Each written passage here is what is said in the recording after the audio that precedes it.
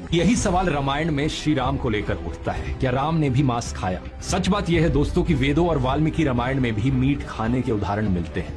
ভগবান শ্রী রামচন্দ্র শ্রীকৃষ্ণ এবং পাণ্ডবরা মাংস খেত, কিন্তু এই জার্মানি কুত্তা কোনো ধর্মগ্রন্থ থেকে প্রমাণ দেয়নি। শ্রী রামচন্দ্র কি মাংস খেয়েছেন? এটা নিয়ে সোশ্যাল মিডিয়া প্ল্যাটফর্মগুলোতে এখন খুব তোলপাড় চলছে। কেন ধ্রুব রাঠি তিনি একটা ভিডিও তৈরি করেছেন, তারপর থেকে অনেকে হিন্দু দাদাদের, বিশেষ করে যে অন্ধভক্ত, তাদের দাবি যে না না না প্রভু রামচন্দ্র এই কাজ করতে পারে না, কখনো মাংস খেতেই পারে না, এবং ধ্রুব রাঠি সহ অনেককে গালিগালাজ শুরু করেছে, চ্যালেঞ্জবাজি শুরু করেছে। তো যাই হোক, আজকে আপনাদের কাছে জাস্ট কয়েকটা প্রমাণ নিয়ে আসবো বাল্মীকি রামায়ণ থেকে, যেখানে রামচন্দ্র তিনি মাংসাহার করেছেন কিনা, তিনি প্রাণী হত্যা করেছেন কিনা এই বিষয়ে সুস্পষ্ট প্রমাণ। যদি বাল্মীকি রামায়ণ বা রামায়ণ থেকে যদি দেখাতে শুরু করে দিই, অন্যান্য রামায়ণ থেকে কমপক্ষে 20 থেকে 25 খানা প্রমাণ রেফারেন্স সহ আপনার কাছে দেখানো সম্ভব। তবে ধারাবাহিক পর্যায়ে ভিডিও আসতে থাকবে। আজকে জাস্ট একটা প্রমাণ দেব। এই প্রমাণটা দেখার পরে আপনারা বুঝে নেবেন যে রামচন্দ্র তিনি আসলে কি মাংসাহার করেছিলেন কিনা, তিনি হরিণ বধ করেছিলেন কিনা। চলুন আমি কিছু প্রমাণ নিয়ে আসি। আচ্ছা, আমার কাছে দেখছেন অনেকগুলোই রামায়ণ আছে, অনেকগুলোই আছে। এটা বাল্মীকি রামায়ণ, এটা কীর্তিবাসী রামায়ণ, এটা গীতাপীশের কীর্তিবাসী রামায়ণ, এটা আর্য সমাজীদের বাল্মীকি রামায়ণ হিন্দি ভার্সে, এটা গীতা প্রেসের বাল্মীকি রামায়ণ, এটা রামচরিত মানস আছে, এটা রাজশেখর বসুর বাল্মীকি রামায়ণ, এটা হচ্ছে আরেকটা প্রকাশনী থেকে বাল্মীকি রামায়ণ, এটা কীর্তিবাসী রামায়ণ, তুলসীদাসী রামায়ণ, তো এটা সত্য রামায়ণ, আধ্যাত্মিক রামায়ণ, অনেকগুলো আছে আমার কাছে, আরো অনেকগুলো খোলা আছে। 20 খানার উপরে আমার কাছে রামায়ণ প্রায় আমি দেখাতে পারবো। তো চলুন আজকে আমি কয়েকটা জাস্ট দেখাবো, যেখান থেকে আপনারা বুঝতে পারবেন যে রামচন্দ্র আসলেই তিনি প্রাণী হত্যা করে মাংস খেয়েছেন কিনা। এটা বাল্মীকি রামায়ণ, আপনারা দেখতে পাচ্ছেন। বাল্মীকি রামায়ণের সমস্ত কিছু দেখিয়ে দিই, এক সেকেন্ড।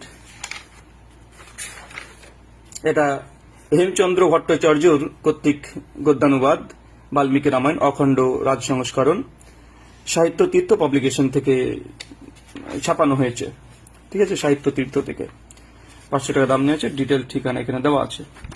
তো আমরা এটার চলে যাব একদম অযোধ্যা কাণ্ড 224 নম্বর পৃষ্ঠা, এর 650 সর্গ, মানে 56 নম্বর সর্গ। 56 নম্বর স্বর্গে যখন রামচন্দ্র যখন বনবাসে যাই, সেই সময়কার ঘটনা আছে লক্ষণ সহ। আমি জাস্ট একটা বাংলা অনুবাদটাই আপনাদের সামনে পড়ে দিই। এখানে কি বলছে দেখেন। অনন্তর রাম লক্ষণকে কহিলেন, বৎস তুমি এক্ষণে দৃঢ় উৎকৃষ্ট কণ্ঠ আনিয়া গৃহ প্রস্তুত করো। মানে রামচন্দ্র লক্ষণকে বলছে, যেহেতু বনবাসে চলে গেছে জঙ্গলে, তো হে আমার ভাই, তুমি এই যে উৎকৃষ্ট কষ্ট মানে কাঠ নিয়ে আসো, বন থেকে নিয়ে আসো, এবং একটা গৃহ প্রস্তুত করো, মানে একটা ঘর নির্মাণ করতে বলছে থাকার জন্য। চিত্রকূটে বাস করিতে আমার অত্যন্তই অভিলাষ হইয়াছে। লক্ষণ রামের আদেশ মাত্র অরণ্য হইতে নানা প্রকার বৃক্ষ আনিয়া একখানে গৃহ নির্মাণ করিলেন। সঙ্গে সঙ্গে তিনি জঙ্গলে গেলেন, বনে গেলেন, অরণ্য মানে বনে যাওয়ার পরে তিনি কাঠ নিয়ে এসে একটা ঘর নির্মাণ করলেন। ওই গৃহের চতুর্দিকে কষ্টবরণে আবত উপরি ভাগ পত্র দ্বারা আচ্ছাদিত এবং উহা অতি সুদর্শ হইয়াছে। দেখিয়া রাম পরিচারণ পর লক্ষণকে কহিলেন, বৎস এখন, মানে খুব সুন্দরভাবে ঘরটাকে নির্মাণ করেছে, ওপরে পাতা দিয়ে ছাদটাকে তৈরি করা হয়েছিল, ঘরে বর্ণনা আসছে। এখন রাম কি বলছে দেখেন, এখন আমাদিগকে মৃগ মাংস, মৃগ মানে হরিণ, মৃগ মাংস আহরণ করিয়া গৃহ যাগ করিতে হইবে। রামচন্দ্রজি বলছেন এখন হরিণের মাংস দিয়ে আমাদেরকে গৃহ যাগ করতে হবে, মানে নতুন বাড়িকে উদ্বোধন করার জন্য, গৃহে প্রবেশের জন্য এক সনাতন শাস্ত্রে যে গৃহ যাগ একটা ব্রত আছে, সেই গৃহ যাগ করতে হবে। তাই বলছে রামচন্দ্রকে, রামচন্দ্র লক্ষণকে বলছেন। এবার দেখেন, যাহারা বহুদিন জীবন ধারণের বাসনা করেন তাহাদিগকে বস্তু শান্তি করা আবশ্যক। মানে যারা এই গৃহে দীর্ঘদিন ধরে থাকতে চাই, গৃহের মধ্যে, ঘরের মধ্যে যেন কোনো বদ শক্তি, খারাপ আত্মা না থাকে, অমঙ্গল যেন না হয়, এই জন্যই এই মানে বস্তু শান্তি করতে হয়, মানে গৃহপ্রবেশের জন্য তাদেরকে যজ্ঞ করতে হয়। তো এটা এখনো সনাতন হিন্দু শাস্ত্রে এবং হিন্দুদের মধ্যে ট্র্যাডিশন দেখা যায়, নতুন বাড়ি উদ্বোধনী করলে, গৃহপ্রবেশ করলে তারা যজ্ঞ করে এবং দেখেন করা আবশ্যক। অতএব তুমি অবিলম্বে মৃগ বধ করিয়া আনো। অতএব তুমি যাও এবং একটা হরিণকে হত্যা করে নিয়ে এসো। শাস্ত্র নির্দিষ্ট বিধি পালন করা সর্বোত্তকভাবে শ্রেয় হইতেছে। মানে শাস্ত্রকে মেনে চলাই এটা সর্বোচ্চ, কেন যেহেতু শাস্ত্রে আছে গৃহে যাগের কথা, কোনো বাড়ি তৈরি করলেই সে বাড়িতে প্রবেশের সময়তেই মানে গৃহ যাগ করতে হয়, যজ্ঞ করতে হয়। এই জন্য বলছে এই শাস্ত্রকে সামনে রেখেই রামচন্দ্রজি গৃহে প্রবেশের পূর্বেই তিনি একটা হরিণ মেরে তিনি যজ্ঞ করবেন। এবার দেখেন, তখন লক্ষণ বন হইতে মৃগ বধ করিয়া নিলেন। লক্ষণ ভাইয়ের কথা শুনে, দাদার কথা শুনে সঙ্গে সঙ্গে একটা হরিণকে হত্যা করে নিয়ে আসলেন। দর্শনে রাম পুনরায় তাহাকে কহিলেন, বৎস, তুমি গিয়া এই মৃগের মাংস পাক করো। মানে মাংসকে রান্না করতে, শুধু মানে কাঁচা যে হরিণ মৃত এমন নাই, পাক করো। পাক মানে রান্না করে সকলেই জানেন, পাক করো। আমি স্বয়ং, মানে রামচন্দ্র যে আমি স্বয়ং বস্তু শান্তি করিব, মানে অন্য কোন মানে দেবতাদেরকে দিয়ে নয়, অন্য কোন ঋষিদেরকে নিয়ে নয়, স্বয়ং রামচন্দ্র নিজেই এই যজ্ঞটা করবেন। দেখো, অধ্যকার দিবসের নাম ধ্রুব এবং এই মুহূর্তেও সৌম, অতএব তুমি এই কার্য যত্নবান হও। তখন লক্ষণ প্রদীপ্ত ভিন্ন মধ্যে পবিত্র মৃগ মাংস নিক্ষেপ করিলেন। এখন সে যখন হলে তো মৃগ মাংস তিনি নিক্ষেপ করলেন এবং উহা শনিচ্ছন্ন ও অত্যন্ত উত্তপ্ত হইয়াছে দেখিয়া রামকে কহিলেন, আর্য, আমি এই সর্বাঙ্গপূর্ণ কৃষ্ণবর্ণ মৃগ অগ্নিতে পাক করিয়া আনিলাম, আপনি এখন গৃহযাগ আরম্ভ করুন। তার মানে এখান থেকে স্পষ্ট বুঝতে পারছেন রামচন্দ্রজি তিনি গৃহযাগ করার জন্য হরিণকে হত্যা করে যজ্ঞ করেছেন এবং মাংস রীতিমতো। তারপর এখানে কিভাবে ঘরে প্রবেশ করলেন তারপরে পৃষ্ঠাতে আছে। এটা হচ্ছে বাল্মীকি রামায়ণ অযোধ্যা কাণ্ডের 56 নম্বর সর্গ, মন্ত্র সংখ্যা প্রায় 15 থেকে শেষ পর্যন্ত আপনারা দেখে নিতে পারেন। 224 নম্বর এটা পৃষ্ঠা। এটা হেমচন্দ্রের অনুবাদ, সাহিত্য তীর্থ প্রকাশনী, কলকাতা থেকে ছাপানো। সেম এটা আপনি যদি আরেকটা প্রকাশনী দেখেন, এখানেও পেয়ে যাবেন বাল্মীকি রামায়ণ। এটা হচ্ছে 277 নম্বর পৃষ্ঠাতে এই ঘটনাটা সম্পূর্ণ আছে। 277 নম্বর পৃষ্ঠায় আমি দেখাচ্ছি। এটা হচ্ছে বিখ্যাত অনুবাদক, সেটা হচ্ছে পঞ্চানন তর্করত্নের অনুবাদ। এটা সম্পাদিত হচ্ছে শ্রী অভিজিৎ শীল, সংগৃহীত বেনি মাধব শীল লাইব্রেরি থেকে ছাপানো, কলকাতা থেকে। মানে এটা পঞ্চানন তর্করত্নের অনুবাদ, মানে এর চাইতে বিশুদ্ধ অনুবাদ আর কি হতে পারে। পঞ্চানন তর্করত্ন মানে যতগুলো পুরাণ শাস্ত্র নবভারত পাবলিকেশন থেকে ছাপানো হয় সব পঞ্চানন তর্করত্নের সম্পাদনা অনুবাদ দিতে হয়। তো এটা তো একদম অথেন্টিক, এর মধ্যে তো কোনো কেউ সন্দেহ প্রকাশ করার কোনো জায়গায় নেই। পঞ্চানন তর্করত্নের চাইতে ভালোই বাকি করে। এখানে সেম একই আছে, আমি আর পড়লাম না সেম জিনিস, ভাষার পার্থক্য শুধু, তবে সেম জিনিস এখানেও আছে। 277 নম্বর পৃষ্ঠা, একই অধ্যায়, 56 স্বর্গের অযোধ্যা কাণ্ডে এটা আছে, আপনারা দেখে নিতে পারেন। স্ক্রিনশট নিয়ে আপনারা পড়ে নেন, তাহলে বুঝতে পারবেন। তো আমরা এখন পর্যন্ত যেটা বুঝতে পারলাম এতগুলো তথ্য থেকে, যে রামচন্দ্রজি বনে যখন গিয়েছিলেন, বনবাসী যখন গিয়েছিলেন, তখন গৃহে প্রবেশ করার জন্য, গৃহযাগ যেটা মানে গৃহের মধ্যে প্রবেশ করার জন্য, এই জন্য তিনি যজ্ঞ করেছিলেন এবং হরিণের মাংস দিয়ে এবং পাকিয়েছেন, রান্না করেছেন। এমন প্রশ্ন, এই যে পাকানো মাংস কি করেছেন, রামায়ণে এই অংশে নেই, অন্য জায়গাতে আছে, আমি পরে দেখাবো, আবার আরো অনেক পর্ব পর আসতে থাকবে। তবে হ্যাঁ, চলেন আমার শাস্ত্র দেখি কি বলছে। আমাদের কাছে বিখ্যাত সনাতন শাস্ত্র দেখেন, যেহেতু রামচন্দ্রজি বলেছে যে শাস্ত্রে এবং বিধিত আছে, তো কোথায় আছে দেখেন, ভগবান মনু এর মানবেন্দুর বন্দ্যোপাধ্যায়ের অনুবাদ। এখানে কি বলছে দেখেন, এটা 5ম অধ্যায়, মনুসংহিতা 5ম অধ্যায়, 178 পৃষ্ঠা, শ্লোক সংখ্যা 27। আমি 26 থেকে পড়ি, দেখেন, দ্বিজগণের পক্ষে যা ভক্ষ এবং অভক্ষ তা আদ্যপন্ত সবই বলা হলো, এখন মাংস ভক্ষণ ও মাংস বর্জনের বিধি বলছি। এখানে ভগবান মনু বলছেন যে কোন মাংস খাওয়া যাবে আর কোন মাংস খাওয়া যাবে না, এটা ল কি তিনি এখন বলবেন। 27 নম্বর শ্লোকে কি বলছে, মন্ত্র কি বলছেন, প্রেক্ষিত অর্থাৎ যজ্ঞের হোতাবিশিষ্ট মাংস ভোজন করবে, মানে যজ্ঞে যে প্রাণীকে বধ করা হয় এবং যে মাংস হয় সেটাকে খেতে হবে, সেটা খাওয়া যাবে। বহু ব্রাহ্মণের অনুমতিতে মাংস ভক্ষণ করতে পারা যায় এবং কোনো ব্রাহ্মণ যদি অনুমতি দেয় তাহলে সেখানে খেতে হয়। যথাশাস্ত্র শ্রদ্ধা দিতে নিযুক্ত মাংস ভক্ষণ করা যায়। তো এখানে 4 প্রকার মাংস, কোন কোন ক্ষেত্রে মাংস খাওয়া অনুমোদিত আর কিভাবে খেলে নিষিদ্ধ, এটা তিনি বর্ণনা করছেন। তার মানে বোঝা গেল যজ্ঞ করলে সেই মাংস খেতে হবে যিনি যজ্ঞ করছেন। আর অনেক আছে, দেখেন 31 নম্বর শ্লোক 5ম অধ্যায়ের, যজ্ঞ করে মাংস ভোজন করবে, কারণ যজ্ঞের হুত বিশিষ্ট যে মাংস তার ভোজনকে দৈব প্রবৃত্তি বলে। এছাড়া অন্য প্রকার সংগৃহীত মাংস ভোজনকে রাক্ষস আচার বলা হয়। তার মানে ভগবান মনু বলতে যাচ্ছেন আপনি সেই মাংসগুলো খেতে পারবেন যে মাংসটা যজ্ঞ করা হয়, মানে ভগবানের উদ্দেশ্যে যেটা দেওয়া হয় সেই মাংস যজ্ঞকারী ব্যক্তি খেতে পারবে, কিন্তু অনর্থক প্রাণী হত্যা করে কোনো মাংস খেতে পারবেন না। অনর্থক কোনো হত্যা যজ্ঞ করে কোনো প্রাণী মাংস খেতে পারবেন না। এটা 31 নম্বর শ্লোক। মনুসংহিতাতে দেখেন আরো আছে 35 নম্বর শ্লোক কি বলছে দেখেন, যে মানুষ শ্রাদ্ধে দেবলোক ও পিতৃলোক যথাবিধি মাংস নিবেদন করে, ওই মাংস ভোজন না করে, মানে কেউ যদি শ্রাদ্ধ করছে দেবলোক দেবতাদের উদ্দেশ্যে বা পিতৃলোক পিতা মাতা যারা মৃত্যুবরণ করেছে তাদের আত্মার শান্তির জন্য যথাবিধি মাংস নিবেদন করে, মানে যজ্ঞের সময় মাংস নিবেদন করে ওই মাংস ভোজন না যে ব্যক্তি না করে সে মৃত্যুর পর 21 জন্ম পশুজনী প্রাপ্ত হয়।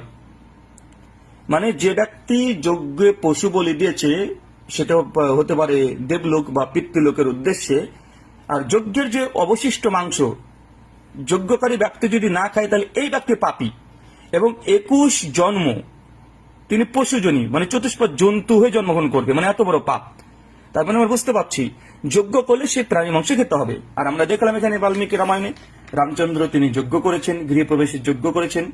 তো এখন যদি এই মাংস না খাই যদি ফেলে দেয় নষ্ট করে, তাহলে রামচন্দ্রকে 21 জন্ম পশু হয়ে জন্মগ্রহণ করতে হবে। আমরা এটা বলতে চাই না, শাস্ত্র যা ব্যাখ্যা করছে, যেন ভগবান শ্রী রামচন্দ্র তিনি তাই বলছেন যে শাস্ত্রে বিধি পালন করা সর্বোত্তকভাবে শ্রেয় হইতেছে। মানে শাস্ত্রে এই কথা আছে, তো কোথায় আছে? মনুসংহিতাতে আছে, আর অনেক শাস্ত্র আছে। দেখাতে গেলে তো প্রচুর শাস্ত্র দেখাতে পারবো, অসংখ্য শাস্ত্র আছে।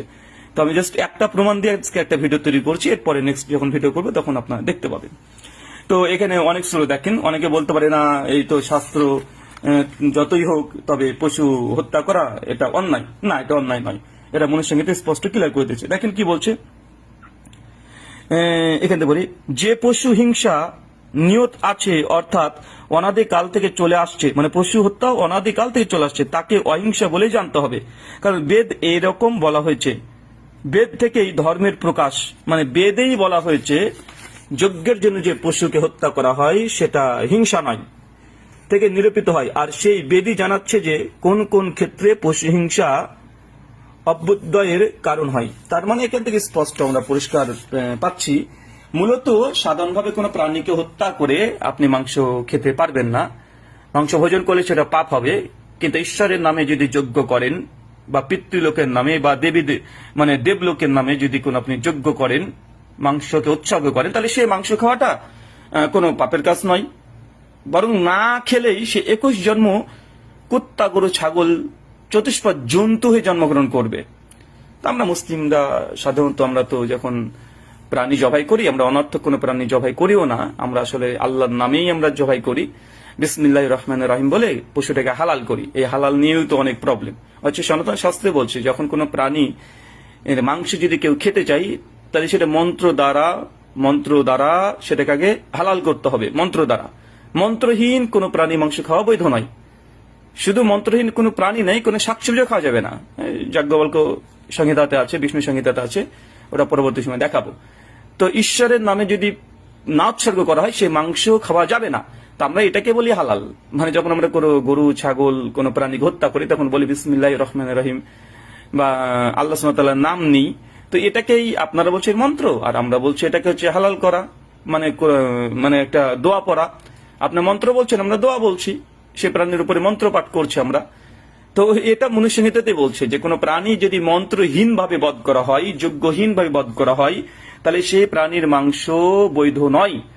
আর যদি মন্ত্র দ্বারা যজ্ঞের মাধ্যমে যে প্রাণী আছে সে প্রাণী খাওয়াটা বৈধ, এটা হিংসা নয়, বরং এই প্রাণীগুলোকে নতুন একটা জীবন দেওয়া হয়। এরকম অনেক আছে, আমি দেখাতে পারবো। দেখেন আমি দেখাচ্ছি। আমি এটা দেখাচ্ছি প্রভুপাদজির শ্রীমদ ভগবদ গীতা যথাজাত, এটা শিল প্রভুপাদজির। এটা দেখেন, এটা কর্মযোগ, মানে তৃতীয় অধ্যায় কর্মযোগ, শ্লোক সংখ্যা 12 ব্যাখ্যা করতে গিয়ে তিনি লিখছেন, কি লিখছেন? যেমন যারা মাংসাশী তাদের জড় প্রকৃতির বিভৎসরূপী কালী পূজা, মানে বিভৎসরূপী কালী পূজা করার নির্দেশ দেওয়া হয়েছে এবং কালীর কাছে পশু বলে দেওয়ার বিধানও দেওয়া হয়েছে। মানে যারা দেবী পূজা করে, যারা শাক্ত মানে কালী পূজা করে, কালী পূজার জন্য কেউ যদি মাংস খায় এটা শাস্ত্র অনুমোদিত। এটা স্পষ্ট প্রভুপাদজি তিনি স্বীকার করছেন কর্মযোগে। আরো আছে দেখেন, একদম মক্ষযোগ 18 অধ্যায় যদি আমরা খুলি, 1 সেকেন্ড, 18 মক্ষযোগ এবং শেষ। আচ্ছা, মক্ষযোগ 18 আমরা খুলবো 3 নম্বর শ্লোক। দেখেন, এটা হচ্ছে মক্ষযোগ শ্রীমদ ভগবদ গীতা 18 অধ্যায় মক্ষযোগ 18 তাৎপর্য কি বলছে দেখেন, কি বলছে? যদিও যজ্ঞে পশু বলির নির্দেশ বৈদিক শাস্ত্রে দেওয়া হয়েছে, মানে যজ্ঞে পশু বলি দেওয়া যায়, কিন্তু পশু হত্যা করার কোনো নির্দেশ দেওয়া হয়নি। মানে যজ্ঞে পশু হত্যা করতে পারবেন মন্ত্র দিয়ে, যেটা করা হয়, কিন্তু নর্মালি কোনো পশুকে হত্যা করতে পারবেন না, মন্ত্রহীন ভাবে করতে পারবেন না। যজ্ঞে বলি দেওয়ার উদ্দেশ্য হচ্ছে পশুটিকে নবজীবন দান করা। মানে যজ্ঞে যে পশুকে হত্যা করা হয় এটা তাকে মৃত্যু নয়, এটা হিংসা নয়, বরং এটা অহিংসাই হবে। কেন? কারণ এই যে প্রাণীটা মৃত্যুবরণ করছে এটাকে নবজীবন দান করা হচ্ছে। কখনো যজ্ঞ বলি দেওয়ার মাধ্যমে পশুটিকে নতুন পশুর জীবন দেওয়া হতো এবং কখনো কখনো পশুটিকে তাৎক্ষণিক মনুষ্য জীবনে উন্নতি করা হতো। মানে এখানে প্রভুপাদজি তিনি ব্যাখ্যা করে বলছেন, আসলে যজ্ঞে যে পশুটাকে হত্যা করা হচ্ছে এটা হিংসা নয়, বরং এই হত্যার মাধ্যমে এই পশুটা পশুর জীবন পরিত্যাগ করে দিয়ে পরের জন্য সে মনুষ্য জীবন পেতে পারে। তাই আমরা পশুর প্রতি দয়া করছি তাকে হত্যা করে। দেখেন, আবার কেউ কেউ বলেন যে কেউ বিশেষ যজ্ঞে পশু বলে দেওয়া মঙ্গলজনক। যজ্ঞ সম্বন্ধে সমস্ত সন্দেহের নিরসন ভগবান নিজেই এখানে করেছে। তার মানে স্পষ্ট, এটা মক্ষযোগ 18 অধ্যায় 3 নম্বর শ্লোক। তার মানে আমরা এখান থেকে বুঝতে পারলাম সর্বাত্মক ভাবে সিদ্ধান্ত আমরা উপনীত হতে পারি সনাতন শাস্ত্রের আলোকে। প্রথম কথা, রামচন্দ্রজি গৃহে প্রবেশের জন্য বনবাসী যাওয়ার পরে লক্ষণের দ্বারা তিনি একটা গৃহ নির্মাণ করেছেন। 2 নম্বর, তারপরে তিনি সেখানে মৃগ তথা হরিণকে হত্যা করে নিয়ে আসতে বলেছেন, লক্ষণজি তিনি নিয়েও এসেছেন।